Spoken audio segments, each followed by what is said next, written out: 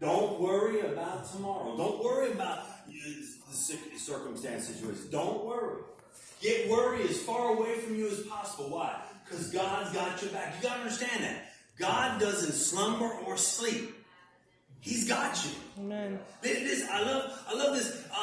The reason why I'm saying this because at the last minute, God just gave this to me. He said, tell them, don't worry. I'm fighting for them. Think about that. God's fighting for you. Amen. Whatever it is you're going through, whatever it is you're facing, God is fighting for you. He's on your side. He's for you, not against you. So in Exodus chapter 14, here's the stage that's going to be set. The Israelites just left Egypt. Oh, how many of them left Egypt? And they're at this Red Sea right now. And the Egyptians just realized, all of a sudden dawned on them and said, oh no, and I know who put it in their mind. Satan put it in their mind, look what you did. You let the Israelites go. You have nobody to help you. Go get them. Go bring them back here. So the Egyptians took, Pharaoh had all his army, and they went after them, and here they are at the Red Sea. The Red Sea's in front of them. The Egyptians are behind them. There's nowhere to go. There's a problem all around. How many have ever felt that way? Yeah. I don't see any way out of this. I don't see an answer to my situation. I don't see an answer to what I'm going through. How, Lord, how? We try to figure it out. We try to figure out how we're going to get out of this. And God says this amazing thing to them. He says, and Moses said to them, do not be afraid.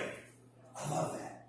Do not be afraid. Even though what you're looking at is man, you can't figure out how you're going to get out of it. Well, look at the doctor's report. Look at this. Look at that. He says, do not be afraid. Stand still and see God deliver you from all harm, ruin, or loss. That's right. That's what salvation means.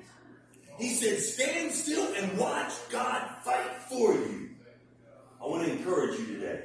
Stand still in the peace of God and understand God is not only for you, God is not, He's for you, not against you. He's fighting for you. He's on your side. Just stand still and let God be God in your life. Amen? Amen. Let Him take care of the problem. It doesn't matter how long it takes for the problem to resolve.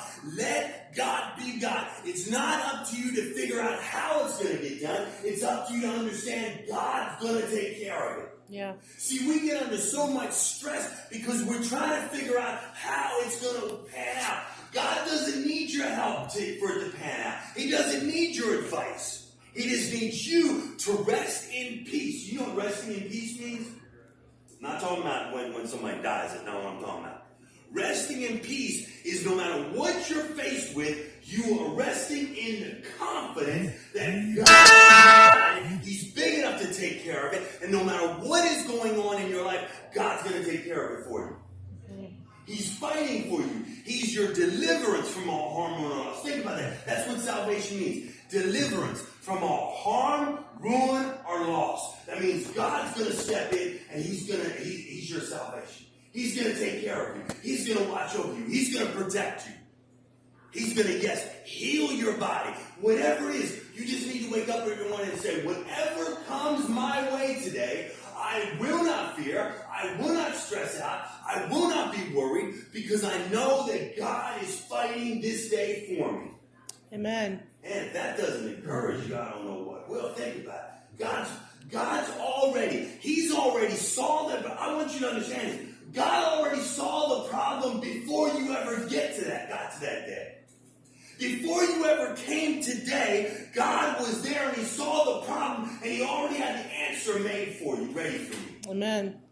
You think about this. Abraham, when God told Abraham to take Isaac up to the mountain and sacrifice him.